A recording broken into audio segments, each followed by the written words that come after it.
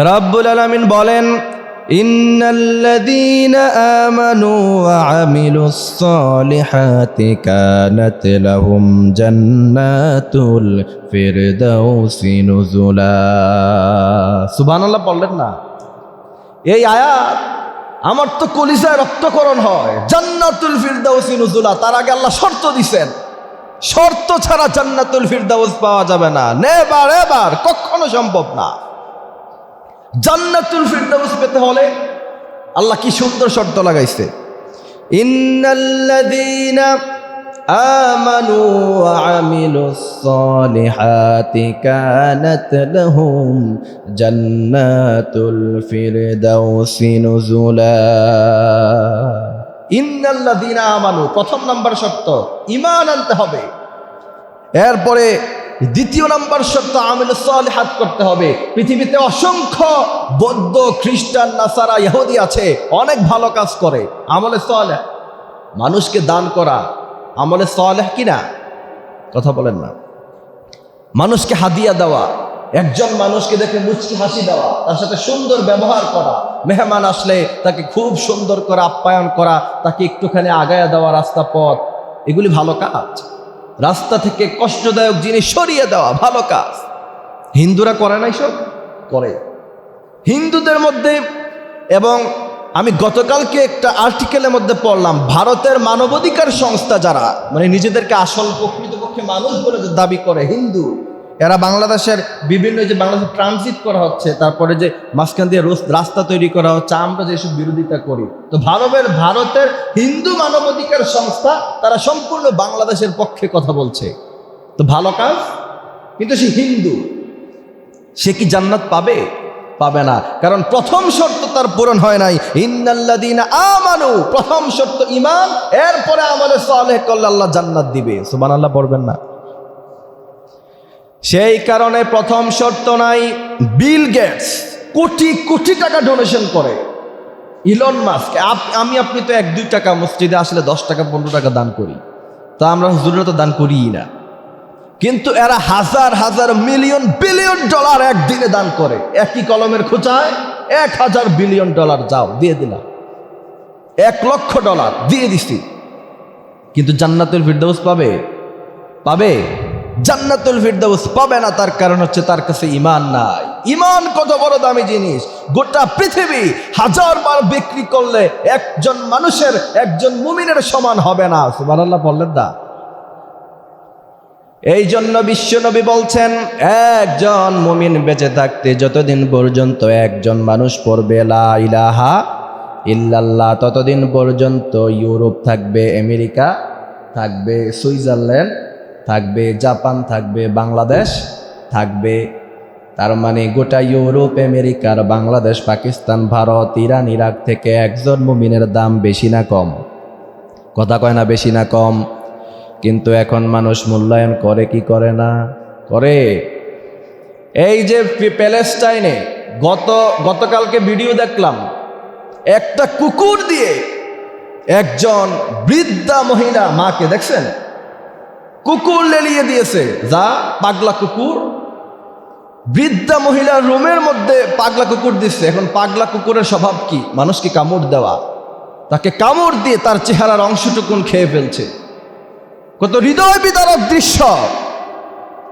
পৃথিবীতে 1000 বার প্রমাণ করেছে, পৃথিবীর 1400 বছরের ইতিহাসে নয়, গোটা পৃথিবীর ইতিহাসে কোন মুসলমান কেমন দেখাতে পারবে না যে অমুসলিমের উপরে এত কঠিন নির্ভর নির্যাতন করেছে?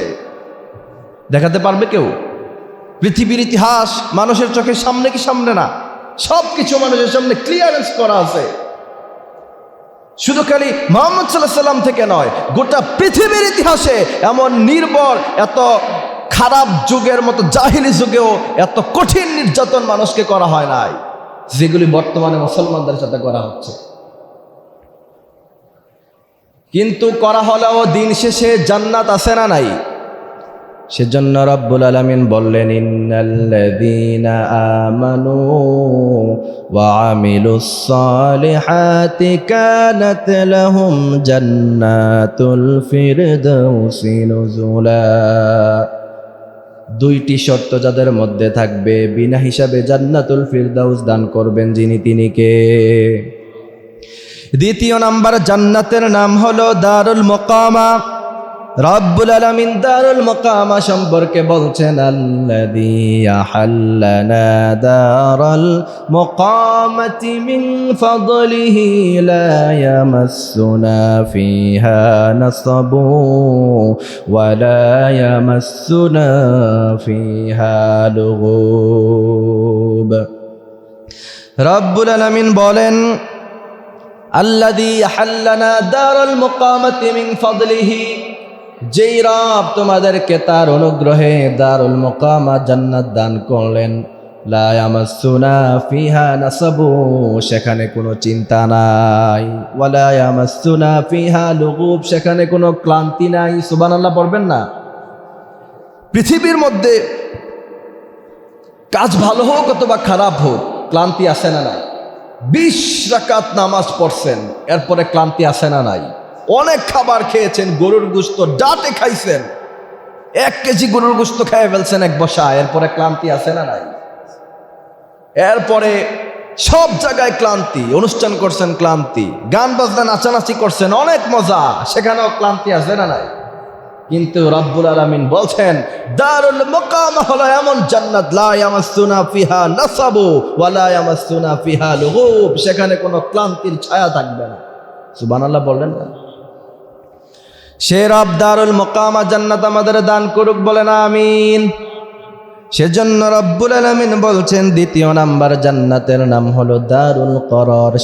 সেই দারুল করারের কথা কোরআনে আছে না নাই? রব্বুল আলামিন বলেন, ইয়া কওমি ইন্নামা হাযিহিল হায়াতুদ দুনিয়া মাতা' ওয়া ইন্নাল আখিরাতা হিয়া দারুল করার। ইয়া কওম, বিশ্বনবীকে বলছেন, হে রাসূল, আপনি আপনার কওমকে বলেন, জাতি গোত্রের লোকদেরকে বলেন, ইয়া কওমি, হে আমার স্বজাতি গোত্রের লোকেরা, ইন্নামা হাযিহিল হায়াতুদ দুনিয়া মাতা', দুনিয়ার জীবনটা বড় স্বল্প জীবন, ওয়া ইন্নাল আখিরাতা হিয়া দারুল করার, আর আখিরাত হলো চিরস্থায়ী বাসস্থান, থাকার জায়গা। সুতরাং কথা একদম সত্য কথা, এটা পৃথিবীর সবাই জানে, আমিও জানি, আপনিও জানেন। বর্তমান মানুষের গড় হায়াত 70-80, জাপানিজরা একটু বেশি বাঁচে, 100-120 বছর, 10 বছর এমন বাঁচে।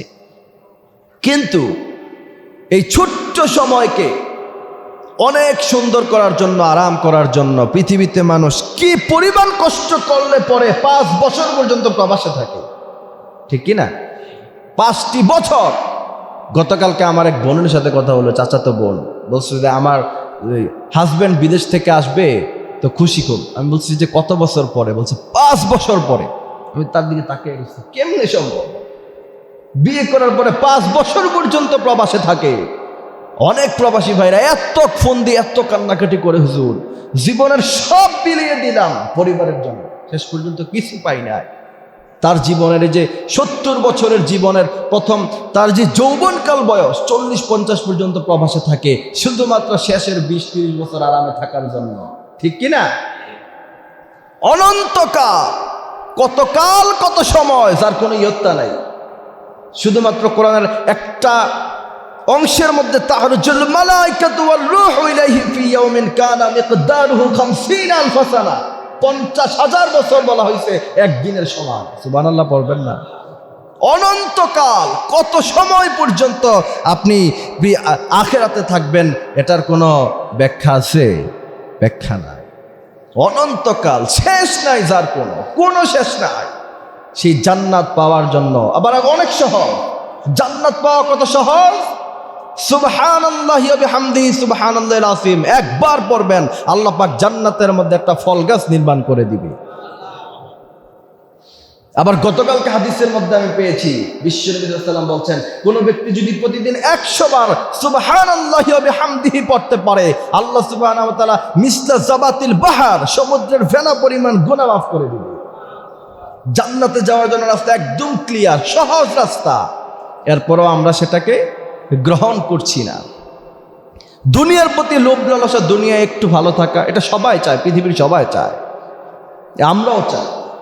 এই কারণে আমি একটা কথা বলি যে অনেক বড় আলেম আর মুফতি মুফাসসির হওয়ার মানে এই নয় যে আল্লাহ পাকের কাছে সে অনেক দামি আর সে শুধু জান্নাতে চলে যাবে। পৃথিবীতে এমন অসংখ্য মানুষ আছে সমাজের কেউ তাদেরকে চিনে না, খুব গরিব, কোনো দাম নাই সমাজে। আল্লাহ সুবহানাহু ওয়া তাআলার কাছে তার এত দাম, এত মূল্যায়ন।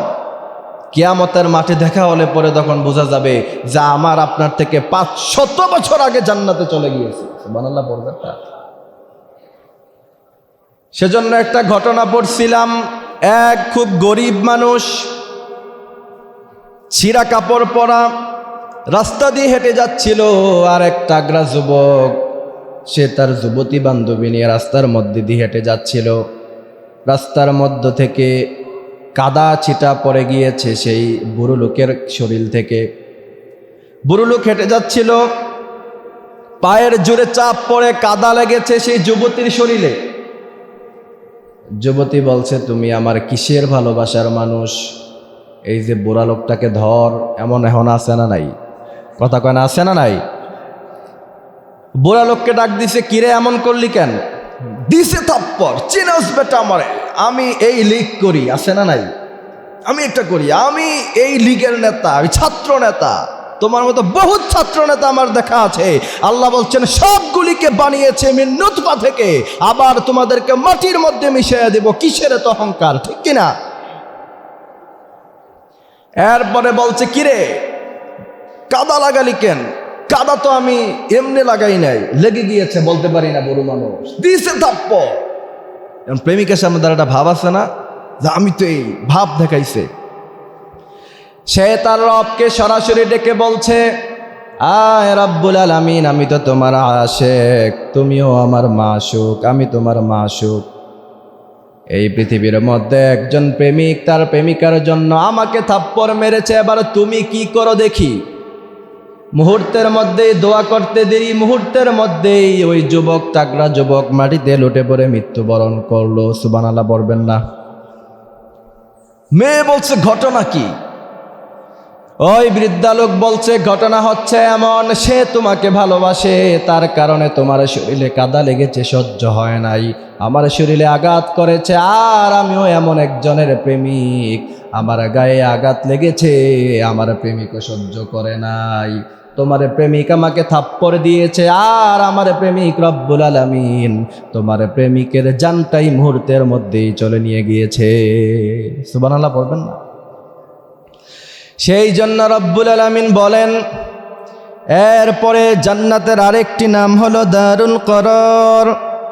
ইয়া কওমি ইন্নামা হাযিহিল হায়াতুদ দুনিয়া মাতা ওয়া ইন্নাল আখিরাতা হিয়া দারুল করার। চতুর্থ নাম্বার জান্নাতের নাম হলো দারুস সালাম। কি বলেন?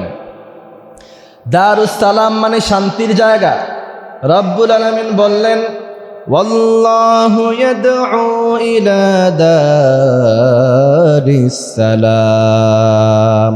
দারুস সালামের মধ্যে একবার যে প্রবেশ করবে, জীবনে কোনোদিন সেখান থেকে বের হবে না। ওয়াল্লাহু ইয়াদউ ইলা দারিস সালাম।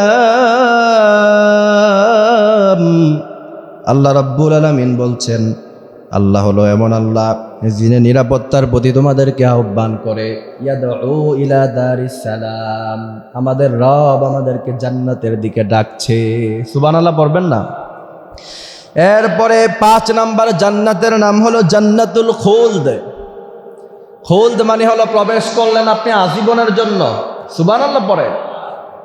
রব্বুল আলামিন বলেন, আপনি আপনার উম্মতদেরকে এমন জান্নাতের কথা শোনান, শ্রবণ করান। কুল যালিকা খায়রুন আম জান্নাতুল খুলদিল্লাতী ওয়াইদাল মুত্তাকুন। খুলদিল্লাতী ওয়াইদাল মুত্তাকুন, যা মুত্তাকিদের সাথে ওয়াদা করা হয়েছে। এই জান্নাতুল খুলদের মধ্যে মুত্তাকিনরা প্রবেশ করবে। সুবহানাল্লাহ পড়বেন না? এখন ঈমান আনার মুত্তাকি হওয়া এক জিনিস না, এটার একটা বিশাল আলোচনা আছে, আরেক সময় করব। 6 নম্বর জান্নাতের নাম হচ্ছে জান্নাতুন নাঈম। রব্বুল আলামিন বললেন ওয়াজআলনি মিন ওয়ারাসাতি জান্নাতিন নাঈম। সুবহানাল্লাহ পড়ে। সবগুলির কথা কোরআনে আছে না নাই? সবগুলির কথা আছে। ওয়াজআলনি মিন ওয়ারাসাতি জান্নাতিন নাঈম। ওই শর্ত, ওই প্রথম দুইটাই জান্নাতুল ফিরদাউস পাওয়ার জন্য যেই শর্ত, সবগুলি জান্নাত পাওয়ার জন্য সেই একই শর্ত। ওয়াজআলনি মিন ওয়ারাসাতি জান্নাতিন নাঈম। 7 নম্বর জান্নাতের নাম হলো জান্নাতুল মাওয়া। কি বলেন? আরো জোরে বলেন। জান্নাতুল মাওয়া, ইনদাহা জান্নাতুল মাওয়া। আছে না নাই? সালমান আসেনি? কোন সূরায়? সূরাতুন নাজিআত নাকি? ইনদাহা জান্নাতুল মাওয়া ইয ইয়াগশাস সিদরাতা মা ইয়াগশা। জান্নাতুল মাওয়ার কথা কোরআনে আছে। ইনদাহা জান্নাতুল মাওয়া, সেই জান্নাতের মধ্যে রব্বুল আলামিন একমাত্র তাদেরকে দিবেন যাদের হৃদয়ে ভয় আছে। সুবহানাল্লাহ পড়বেন না? فأما من طغى وآثر الحياة الدنيا فإن الجنة هي المأوى। এরপরে 8 নম্বর জান্নাতের নাম হলো জান্নাতু আদান। রব্বুল আলামিন বললেন ইয়াগফির লাকুম যুনুবাকুম ওয়া ইউদখিলকুম জান্নাতিন তাজরি মিন তাহতিহাল আনহারু ওয়া মাসাকিন তাইয়্যিবাতান ফি জান্নাতি আদান। সুবহানাল্লাহ পড়ে। রব্বুল আলামিন এই 8টি জান্নাতের কথা বললেন।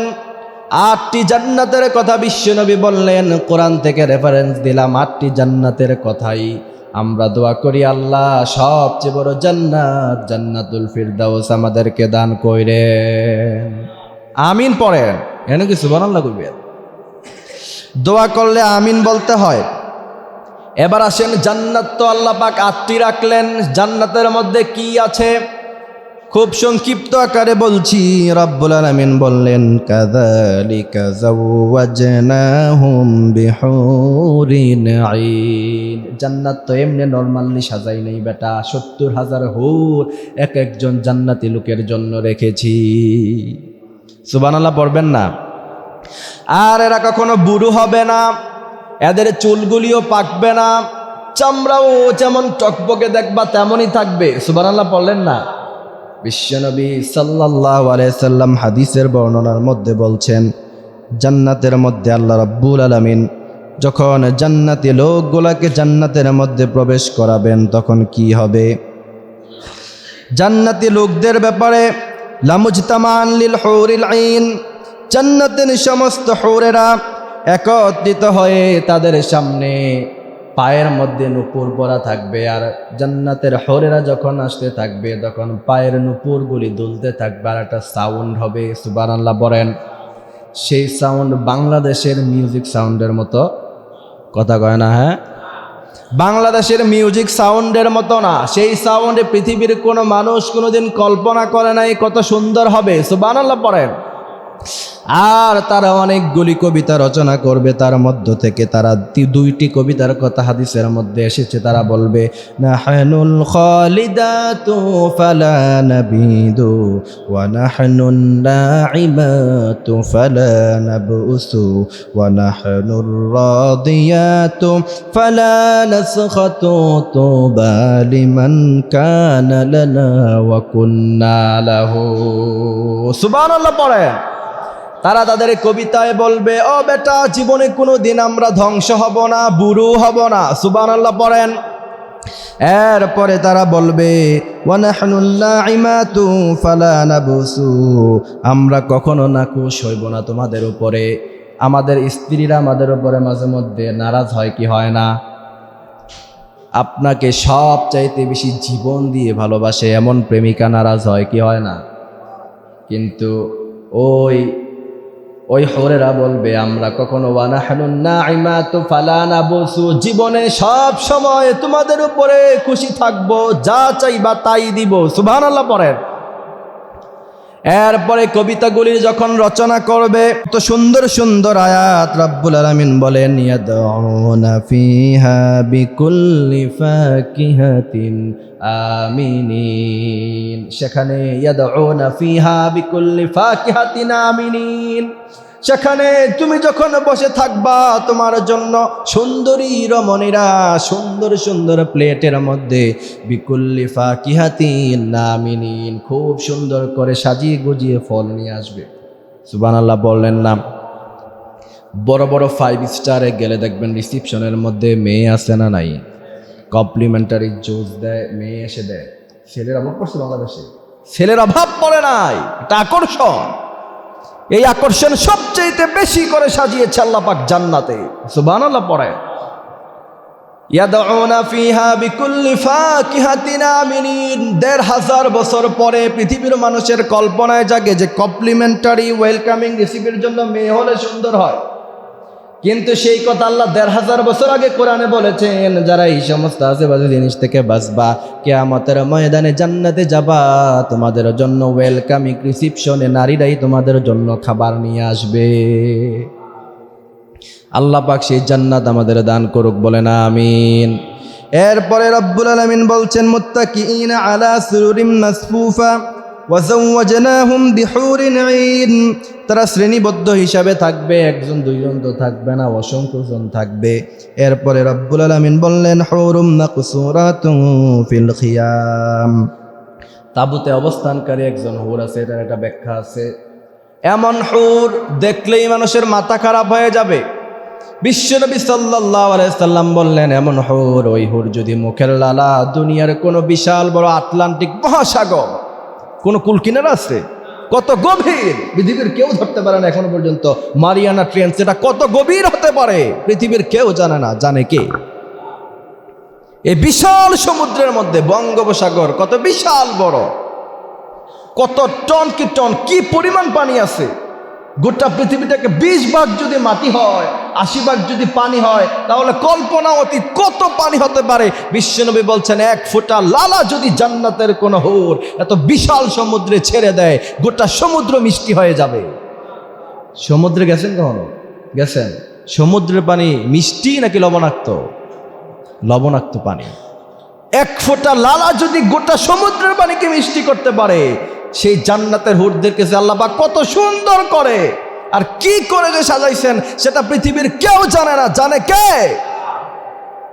সেই জান্নাত পাওয়ার দরকার আছে না নাই? আল্লাহ সুবহানাহু ওয়া তাআলা আমাদেরকে জান্নাতুল ফিরদাউস, সবচেয়ে বড় জান্নাত পাওয়ার তৌফিক দান করুক, বলেন আমিন।